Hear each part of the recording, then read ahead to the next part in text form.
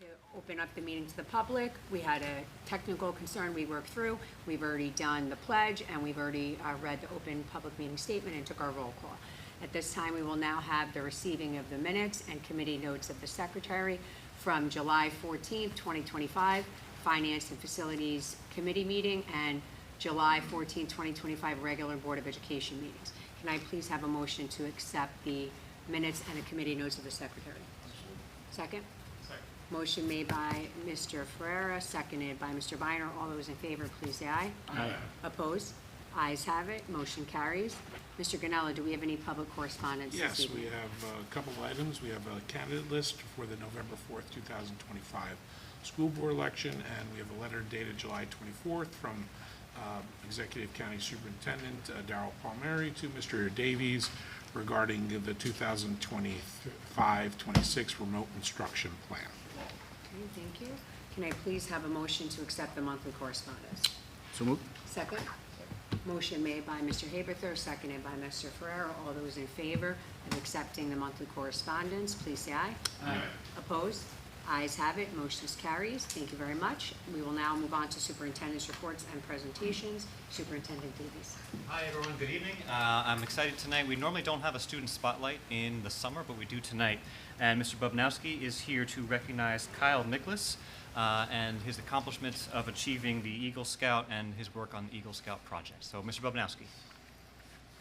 Good evening, everyone. It is my pleasure to be here tonight because Kyle chose to do his Eagle Scout project at Harding School.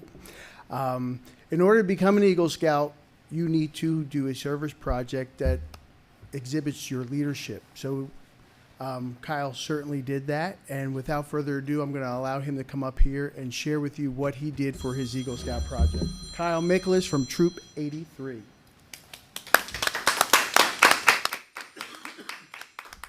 Good afternoon, everybody. I made a poster.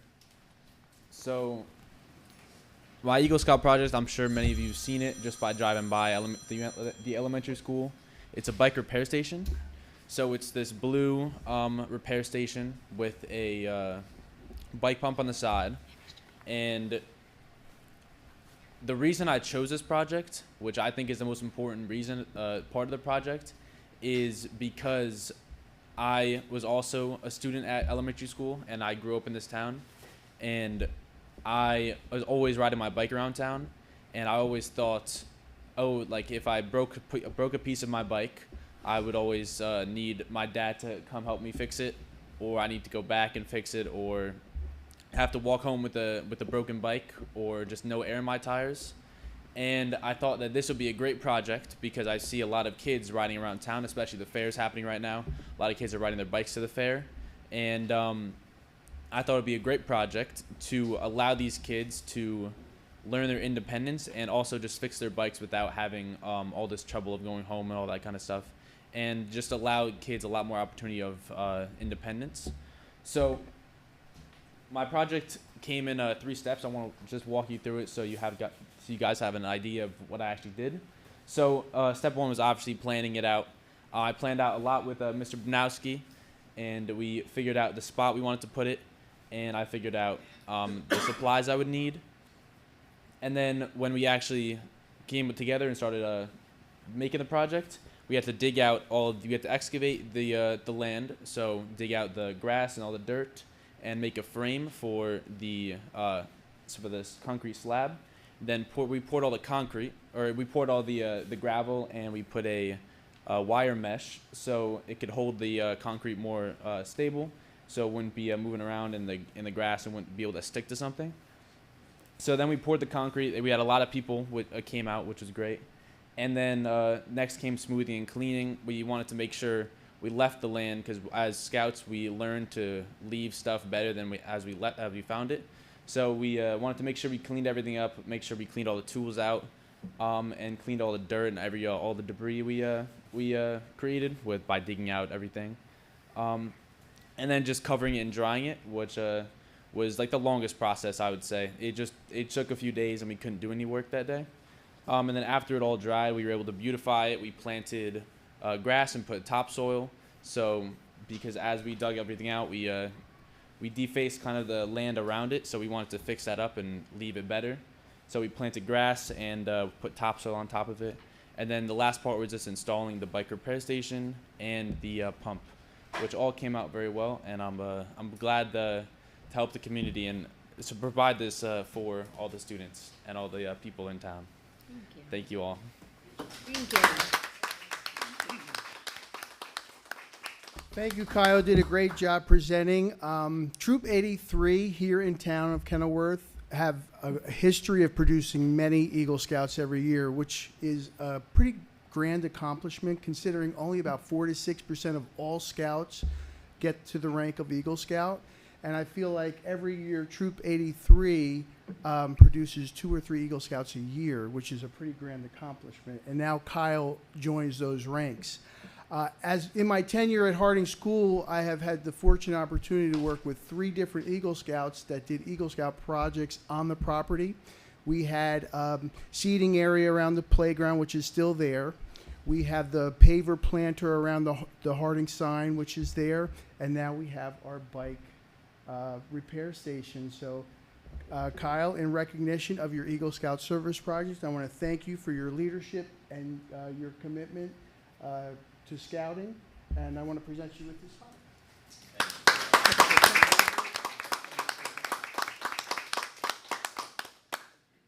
Thank you, Mr. Bobnowski. Kyle, thank you very much for your work to support our community and to support the youth. Can you just real quick tell us a little bit about yourself? You went to Harding.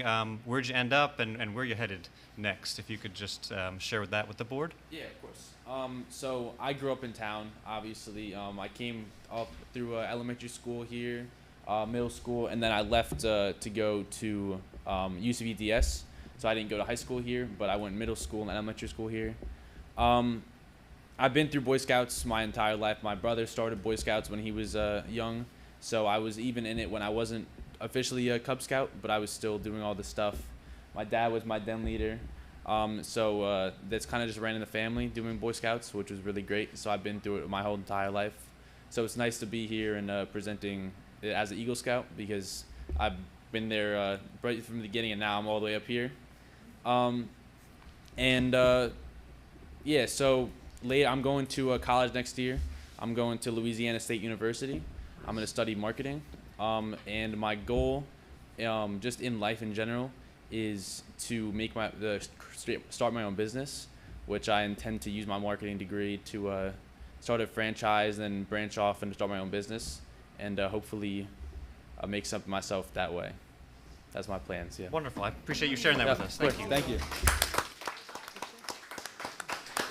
Mr. Bobnowski, would you mind posing for a picture with Kyle? Thank you very much. And we'll just, if you actually wouldn't move the podium aside, and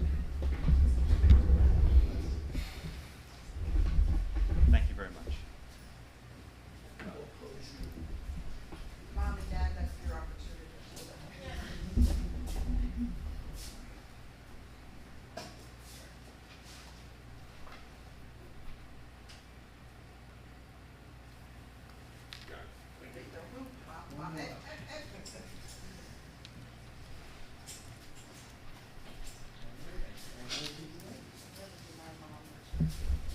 Thank you again, Kyle. Appreciate all your work. Congratulations. And yes, congratulations too.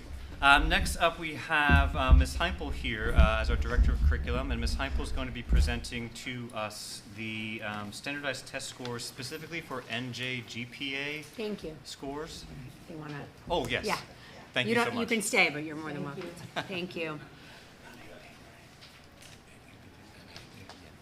So we have our NJ-GPA results as well as our AP scores. And just so that everyone is aware, we also have NJ-SLA scores, which we just recently received from the state, so we don't have that information out yet. That'll be a separate presentation coming out in probably September. Jeremy just stole my first slide, which was sorry. tonight's focus is the 2 spring assessments for NJ-GPA, which is the graduation readiness assessment for ELA and math, and our AP results. In September, we will return with our NJ-SLA and WIDA scores to complete the year's assessment picture. All right, so we will jump right in. The overview of the GPA, this is the same like we just said. It's the readiness in ELA and math for all of our students. Our 11th grade students take this test every spring. Here are the results of the percentages of students who are graduation ready versus not graduation ready. You can take a peek. 80% in ELA are graduation ready and 47% in math are graduation ready. That being said, we want to remind you that NJGPA is only one piece of the data towards graduation. When you take the other options for graduation ready, such as the PSAT and the SAT scores, which are also qualifiers, there's an additional 22 students ready in math, which brings us up past 62% for our students, and an additional 10 in ELA, which brings us up past 86%. Graduation ready, and that we haven't even counted in yet the SAT scores. So that's just a piece of the picture. We want to make sure that that's clear. This is the state comparison. So across all of New Jersey, the average scaled scores are on the top, and then on the bottom are the repeated graduation ready percentages of the state versus the Kenilworth district. We are very close to the state average in ELA. And for math, as noted, we are a little lower, but also to build a fuller picture, only 58% of students in the whole state are graduation ready in math. We, as a team, see this as a part of a larger picture with some of these assessments. This is the NJGPA across time. Some years cohorts traditionally are a little stronger or a little weaker in testing than others, and this is one of those years. We continue to work towards steady improvement across all of the cohorts. If I move too quickly and somebody wants me to pause, just please let me know. When students do not pass the NJGPA, like I said, there's other options for qualifiers of how, for the state of New Jersey, they become graduation ready. So we give them the option, number one, to retake the NJGPA in the fall, and that will also take a whole bunch of students will qualify there. And then they can be enrolled in our portfolio class. And when our students go through our portfolio class, we have one of the teachers here, they all pass and graduate if they are wanting to graduate through that. So we have multiple pathways for all of our students to become graduation ready. The next two slides disaggregate the results by subgroup. This is to help us pinpoint where we can look at some of our strengths and gaps and where to direct some extra supports and resources to ensure equity and growth. So here's one. I know it's so small. I'm happy to give you, you guys can take a look at this if you want to in another way. So this is just all the different subgroups for ELA, and then this was math. So again, we look at it to see are there any particular groups that we need to put some more focus around. So obviously we look at these results. Again, we take this in conjunction with all of our other tests. But we know that this year we are continuing to prioritize math, pre-K to 12, through various curriculum updates, through instructional shifts, and hoping for some strong parent relationships. Some examples we have up here of other things we're doing. We're launching the new math program in elementary and middle school to strengthen some of the foundational skills to ensure the kids are ready as they move through our whole program. We're extending time on literacy and math. There's a double ELA period in 6, 7, and 8, and there's an extended math period in grades 6 and 7, which is going to help us in our new math program to allow time for differentiated workstations. In high school math, we're continuing to use the Reveal program, and we're making sure to align our pre and post assessments and using this data to take a look at, again, where we can support our students. And we provide targeted professional development. A group of our students, our teachers are going to Conquer Math again this year. A group of our high school student teachers are eager to go, which is exciting. And Ms. Seipel, before we get to Oh, sorry. Yep, AP it jumped right to scores, APs.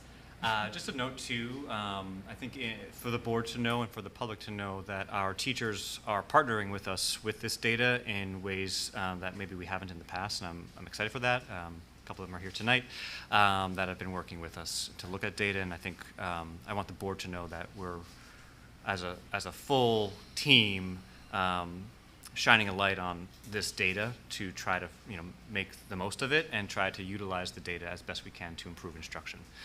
So it feels good to have strong partnerships between administrators and teachers. I won't embarrass the teachers who, but it just happened to be that two teachers emailed me today, and a picture of them sitting by the pool going through one of the new math program books, like just to show me, like, yay, we're getting so excited. So there's a lot of buzz, there's a lot of positivity, and I think we are moving. I know we are moving in a great direction. So that's it for NJGPA. Just one quick question. Yep, that go popped up for that it. We talked about, so we Nope. know what our teams are doing, and we've talked about the parental component. Mm-hmm. Where are we with that, and what parental support we're offering, Yeah. and what is kind of our dates, action plan, right? Because that was something we talked about, that we need to help create those opportunities for beyond the school day to help the parents with their kids at home. So, as you guys know, I've done a ton of research on parent engagement and trying to make some shifts. One of the biggest thing that has come out of all of the research is no matter what research says about what works with parent engagement, there is no one size fits all. It must fit our community. So one of the very, very, very first things we're doing at the elementary school and at the middle school when we launch the new programs we are asking the parents, what do you need from us? I can see from research, like, some things that work with different populations and with different places, but I need to know from our community and our parents, what do you want from me? Do you want monthly meetings? Do you want teachers to be presenting? Do you want to learn the strategies? Do you want to learn the games? A lot of the research is showing what's happened is that we are still teaching our children differently than our generations of parents learned math, right? And so there's this huge sort of disconnection with how we're teaching kids math in school, and then when the children go home, the conversations that they're having with their parents. And so I really want to make sure that parents feel supported and that they have the tools that if they choose to support their children at home, that they can. Also built into the new math programs because of this and knowing how important parent partnerships are, there are things built in. There's videos, there's recaps, there's all sorts of different things that used to not be in math programs now to help connect the parents in. So they will be hearing a lot from us about opportunities. I can't say exactly what, other than we will give them the opportunities that they ask for, and we'll throw a lot at them this year, what exactly it looks like. That letter's going home, I think, in August with the survey, and so I'll find out and start, planning the exact steps, but there will be We also want opportunities to for parents to utilize, engage. like, we, at Harding Elementary School specifically, we had a successful spooky story night last year in which Ms. Heimpel, the students went off and read with some of our first responders in classrooms. It was a great event, and Ms. Heimpel did a tutorial with parents in the cafeteria. We want to replicate that in some capacity for math. So that students are engaged. There's basically free babysitting involved because parents have a lot going on. We just want to bring the kids out and the parents out so that there's opportunities. And those are some for of the learning. roadblocks we've talked about, right? Will people be more likely to come if we are saying bring your children, we'll provide childcare? Are they more likely to come in the evening, in the morning, and go late to work if they're working? So, or all of the above. Should we videotape everything and send it out, and just the whole gamut? So a lot of thought is going into it, and that will all be solidified in the beginning of the year. Can I ask a question? Of course. This is for Ms. Heipel or Superintendent Davies. How long has Pathway 1 been the NJ GPA? Which one was Pathway 1? Hold on. Has Oh. NJGPA Been the test.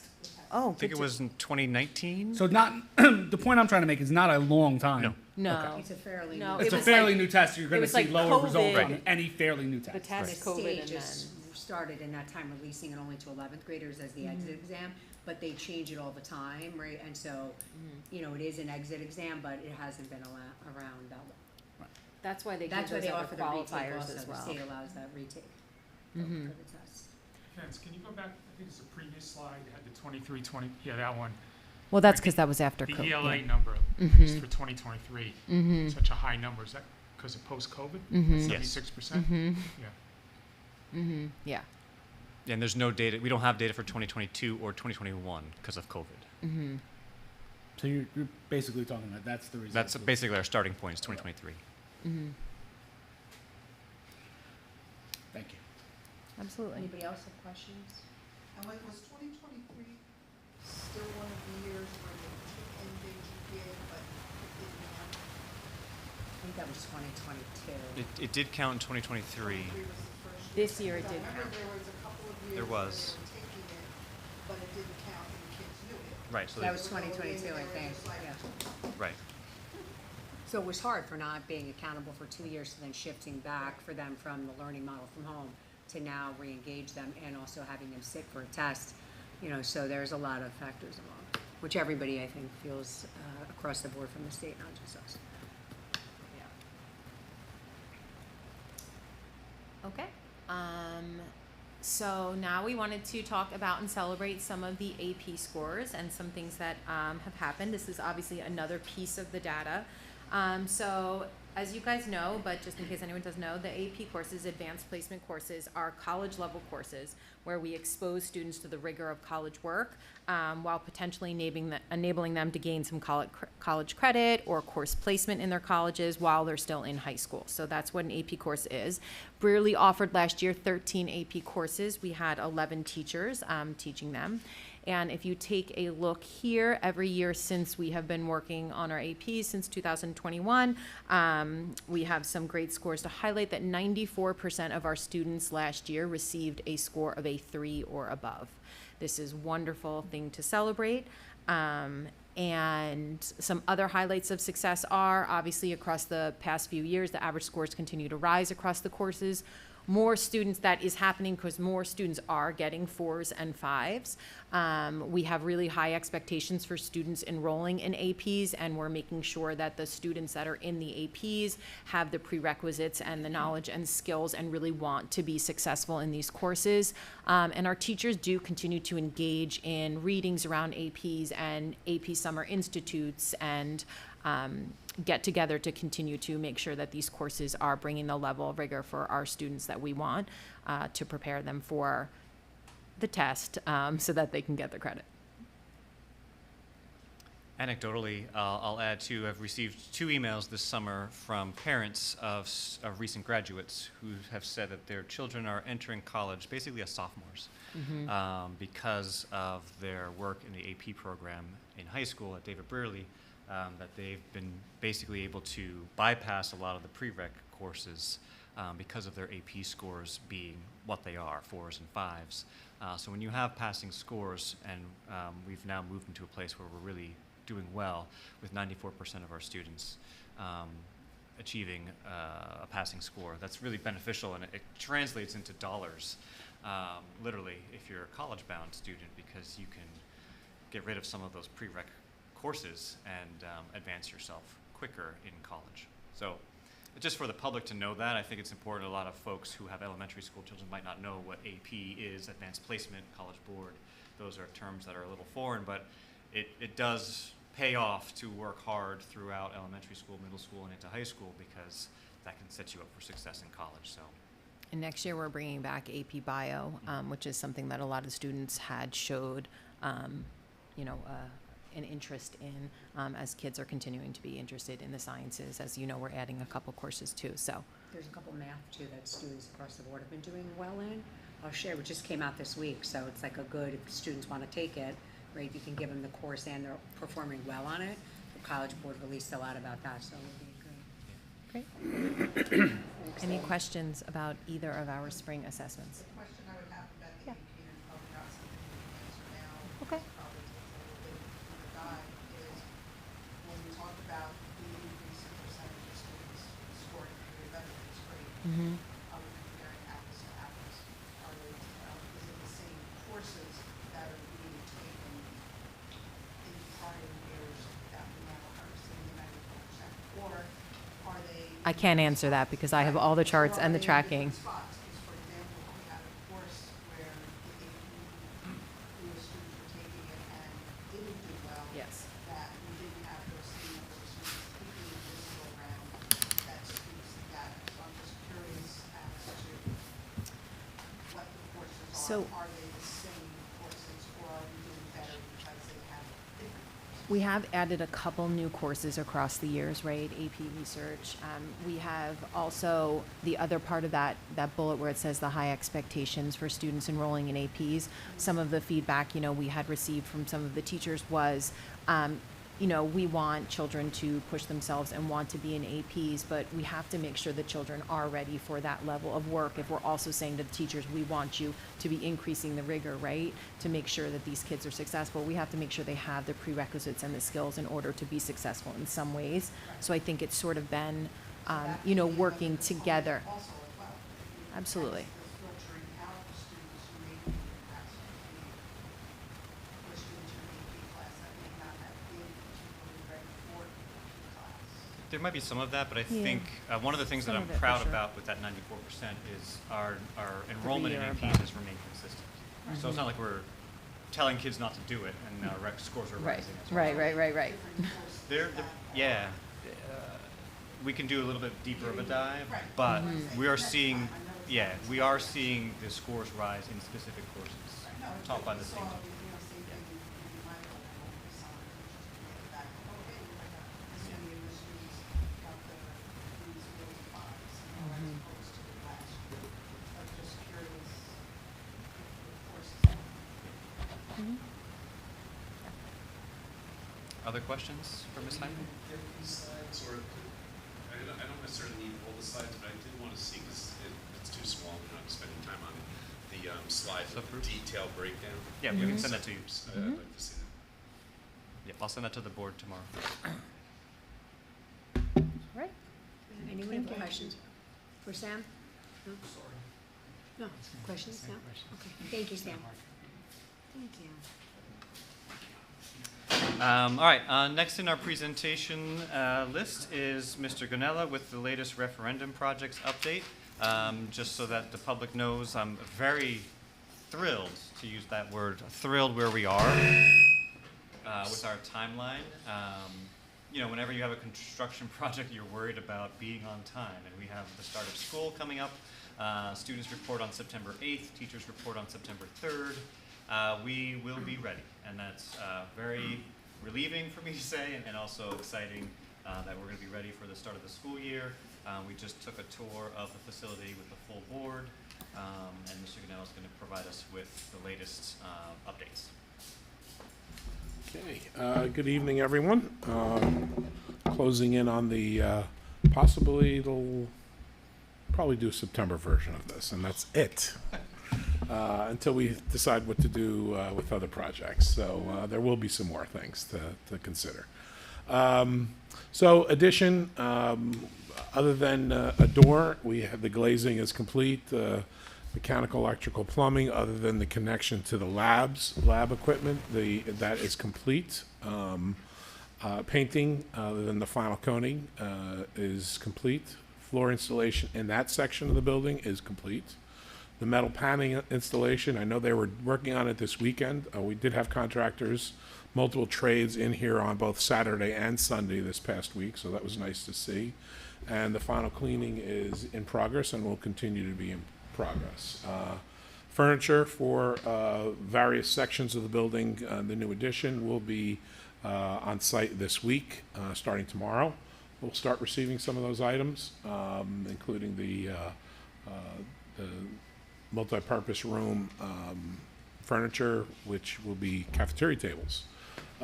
So in there, the air handling unit, duct installation is installed, and I think we saw that on our tour. That's pretty cool to see those big giant duct systems hanging off the ceiling. Light fixtures are complete. The window installation is complete. And the gym floor is brand spanking nice and clean and very bright. It's a very nice, inviting space. If anyone had been in the back gym prior to this, it was not a very inviting space.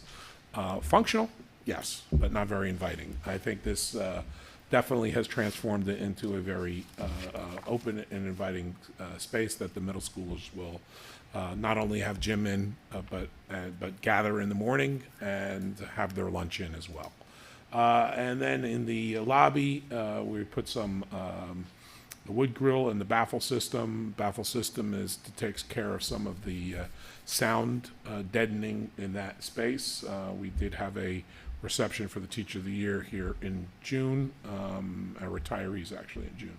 No, Teacher of the Year's in there, right?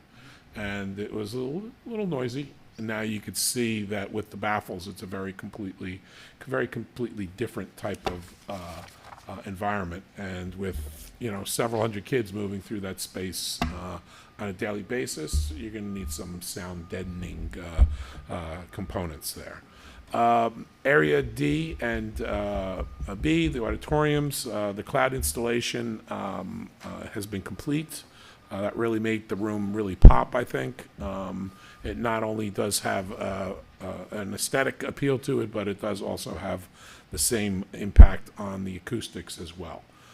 Flooring in the middle school, the current middle school on the second floor, the abatement was complete, and the flooring installation in the classrooms is complete. And they're now working on the hallways, and that will be complete probably by the end of this week. I can see them. They might want to push off to the weekend just so they're by themselves, which is a possibility, but they were up there doing work today as well.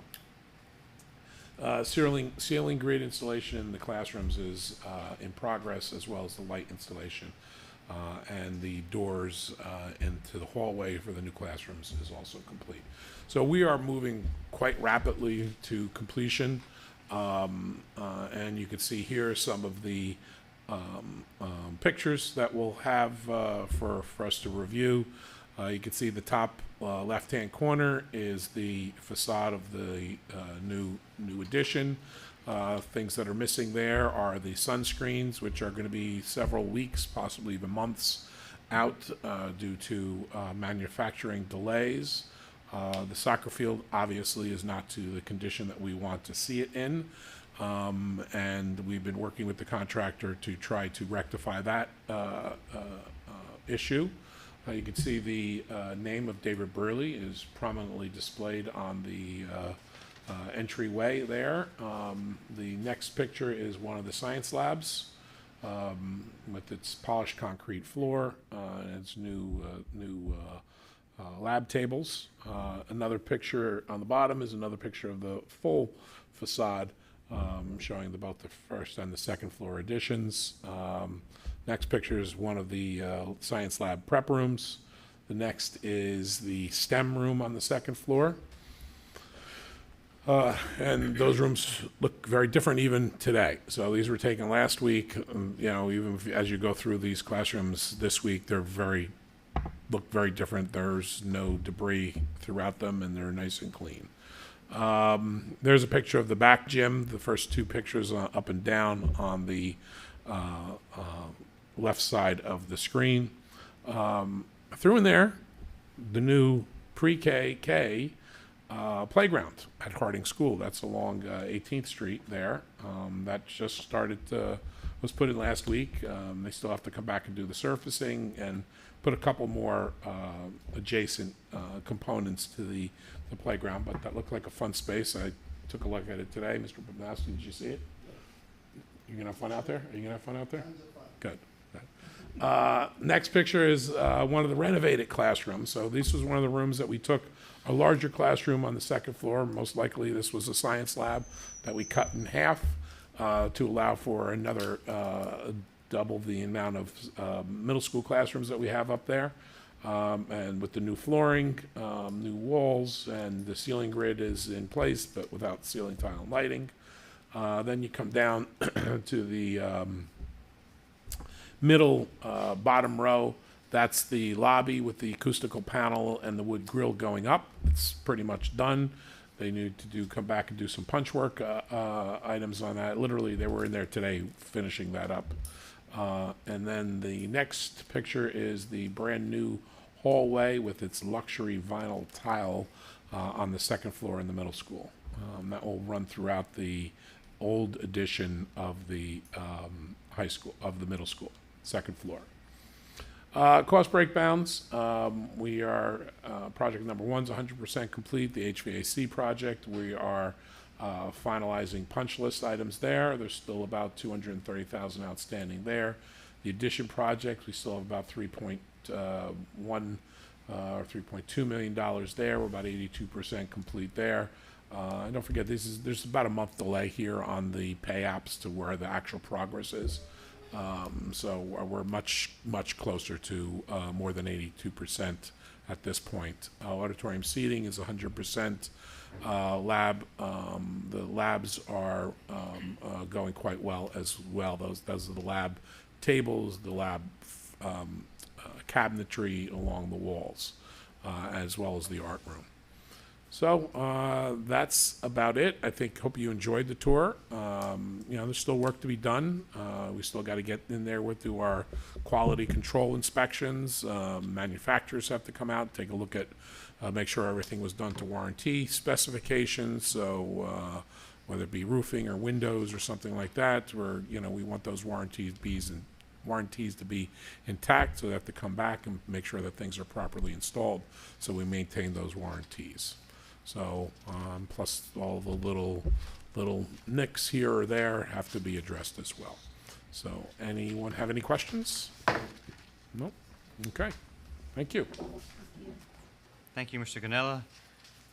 Again, very exciting stuff. I'm really happy with where things are, and I think the community is going to enjoy seeing their support come to fruition. The kids are going to have a wonderful experience in all of our spaces, from Harding up to the high school, and it's just an exciting time for our district. So thank you. Just a reminder that we're going to be doing a grand opening of the middle school wing on September 8th in the evening. That's the first day of school, so we thought it'd be a good evening to do a grand opening. So all are invited to that. A couple other things in my superintendent's report. Excited to welcome back Madeline Pavlicek. She's the new principal of the middle school. She came back from maternity leave last week, so it's good to have her back. She reached out to our parent community, so hopefully all of our parents checked their email from the middle school. She also reached out to our faculty, introducing herself as the new principal, so that was exciting.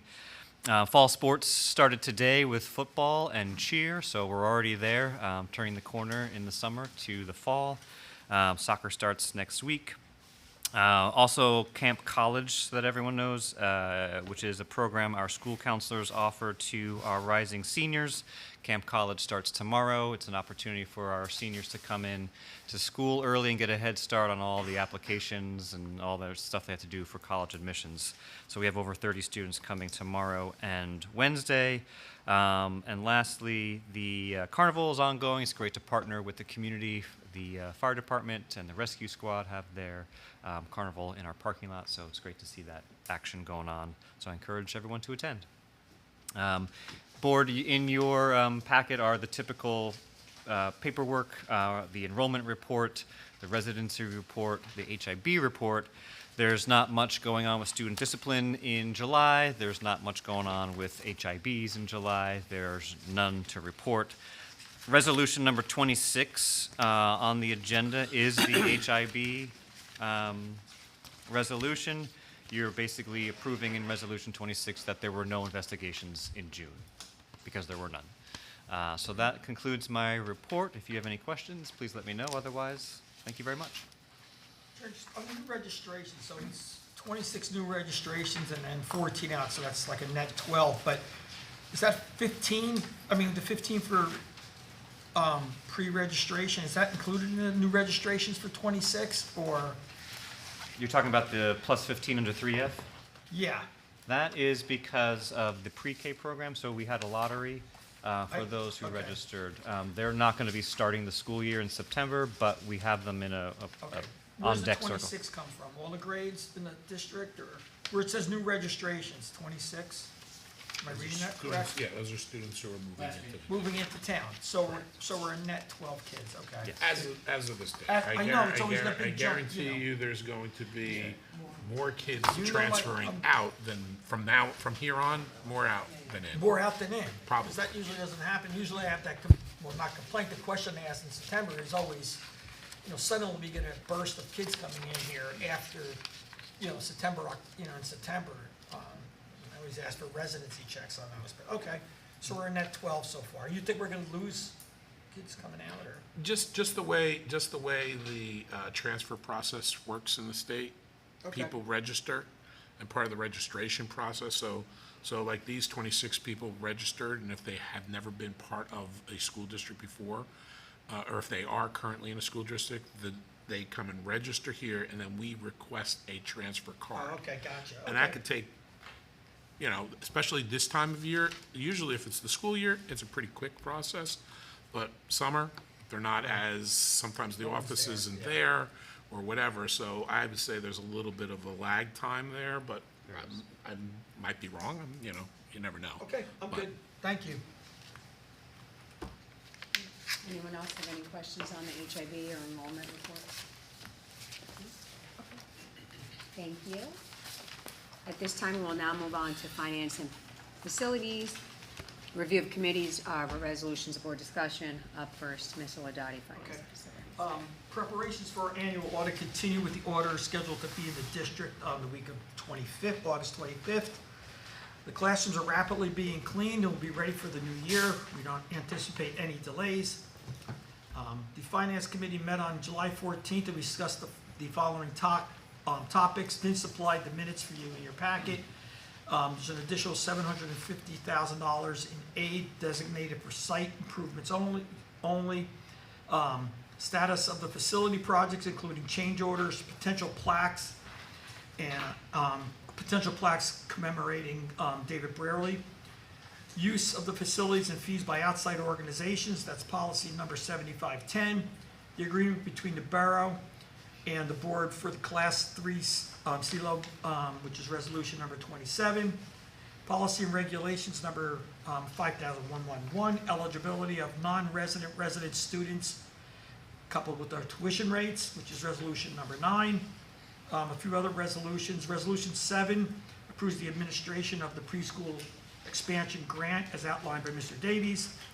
8 approves the waiver submission to Department of Education for the kindergarten toilet rooms.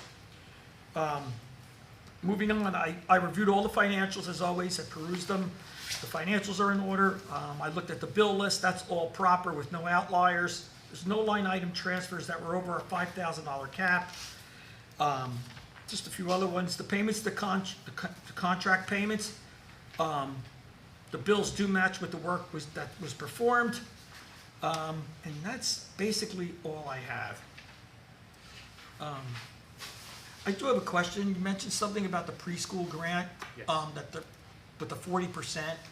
So I understand, if I read it right, that it's only for, the 40% is only for facilities, correct? Or is that the overall program? I don't The know. overall program, so we learned recently that the PEA grant, the state has implemented cost-sharing program for all new applicants, which we would be a new applicant. So they're only funding 40% of the grant, which is causing us to go back to the drawing board and determine what our ability to do this is. Okay. We're committed to it. We think it's that important, as a district to offer pre-K to our families, but we need to go and talk with these outside providers that we've forged relationships with, because this now changes the dynamic with these outside So do providers. we need this finance committee meeting to kind of go over this in the future, or you We guys just gotta will. come up with a plan? We or- will. We need to. This is new information to us, but yeah, we will. Trying to fund this for another 60% is not gonna be easy. I don't, for us. It's shocking that the state says you're gonna get it 100%, then all of a sudden reduce it by 60%. And I think the disappointing piece of it, the whole thing's disappointing, but even more so is that it happened after budget season. Yes, absolutely. If we had known, we could have maybe operated it slightly differently, but yeah. So the second question I have, and this is probably, so if we accept this state money, are any kids from any town or in the county ability to come here for our pre-K? No. Or it's just strictly, It's our pre-K it's for our our universe. district? It's for Okay. Kenilworth 'Cause I know some residents. things you take state money and then that forces you to take kids in from other areas and programs. Okay, thank you, that's all I have. But on that point, if I could, what it does is require, if you do take their money, you have to follow their protocol on how things are done. So their 100% model included a whole lot of things that we would never even consider doing. Okay, that makes sense. Okay, that's a little So, different then. so the question is, can we do it, I don't want to say cheaper, just better, I think, and more efficient, I think. Okay, I think the state model is very burdensome. Okay. And I don't know why it was done that way, you know, I mean, the state does like to generate employment.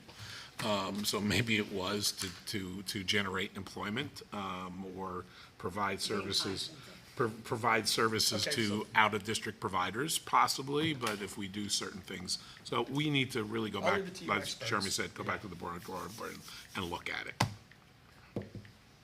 Disappointing. May I ask you one more thing on state money, or is not allowed, as a finance, I'm in finance? During the budget process, we asked our state representatives about an increase in the choice kids, and I know they originally kind of gave us no. I don't know if that was a final answer, because that would really help our money situation. Yeah. Allowing us to have the choice for the sixth grade, now that Yes. the middle school Yep. is there, would be great. Right, I know that, but say, it's still, they put the kibosh on it, when they use that still, okay. I believe, Choice did. it was a hard no. Yes, I know it was a hard no, Choice did, but It you was a never hard know. no. If I we- didn't remember we if it could was a always- really we could super hard always- no, yeah. or just a maybe no. It was definitely a hard no from the choice, the Right. Department of Okay. The Education. The folks at the state said no. But whether our legislators have any influence in that, that's a possibility. Okay, maybe we could write some letters or something. Yeah. Okay, sorry, thank you. Anyone else questions? Okay, thank you very much. Up next, we have Personnel and Management, Mr. Haberthorn. Thank you. There are 11 resolutions tonight. Resolution 11 is a resignation, acceptance of a resignation. Resolution 12 is the approval for hiring a middle school science teacher. Resolution 13 are the approval for 25-26 school year AM lunchroom aides and paraprofessional aides. Resolution 14 is the approval of lead teacher stipends. Resolution 15 is the approval of co-curricular stipend positions for the 25-26 school year. Resolution 16 are the approval of athletic stipend positions for the 25-26 school year. Resolution 17 is the approval of a volunteer football coach. Resolution 18 is approval of before and after care staff. And Resolution 19 is the approval of appointments for the 25-26 school year. Resolution 20 is the approval of payment of unused sick days. And Resolution 21 is the approval of the LDTC consultant. And that's it. Anyone have questions for Mr. Haberthorn? Okay, thank you, Mr. Haberthorn. We now have Curriculum and Instruction, Mr. Ferrera. Good evening. There's 5 resolutions. Resolution 22 approves the upcoming school year programs of study for each of the 3 schools. Resolution 23 approves the student parent handbooks for Harding, the middle school and the high school. Resolution 24 is the approval of the Strange evaluation system. The district is entering its 3rd year using the Strange model to evaluate teachers, educational specialists, and school leadership. The Strange model has enhanced the feedback and dialogue between administrator and staff members. Resolution 25 is the adoption of revised and new curriculum for the upcoming school year. There are 6 new courses for approval, 5 of which push our district forward in areas of STEM, such as Engineering Design 1 and 3D printing. The other 17 curriculum are revisions, mostly K through 8, math curriculum based on new math standards. And Resolution 26 is the HIP report for June. And that is all. Anyone have questions for Mr. Ferrera? Okay, thank you. We also have the additional, which was already mentioned, I believe, Resolution 27. Do you want me to read that, or? It's for a agreement between the Kenilworth Board of Education and the Borough of Council for services of a Class 3 Special Law Enforcement Agreement for 25-26. We'll now move on to old business. Any old business? We would like to just continue to remind the public and to the families, please look on our website, look at our social media, read the updates, anything that we have, especially for the opening of schools. It's very, very helpful to get any information as school opens up. Any new business? No? Okay. We'll now move on to public comment. Can I please have a motion to open up the meeting to the public? So move. Second. Okay, who made the first one? I'm sorry, I didn't hear. Motion made by Mr. Ferrera, seconded by Mr. David. All those in favor of opening the meeting to the public, please say aye. Aye. Opposed? Ayes have it. Motion's carried. Mr. Ganella? Public comment will now be accepted. The Board of Education sets a limit for public to speak at the board meeting to 5 minutes per person unless prior permission has been granted by the Board of Education to extend time pursuant to BOE Policy 0167. Please be reminded that while members of the public may speak on personnel matters, during public comment, the Board of Education is legally prohibited from discussing individual personnel issues in public session unless the employee at issue has requested a public discussion. The board's role is to set policy and ensure effective operation of our schools.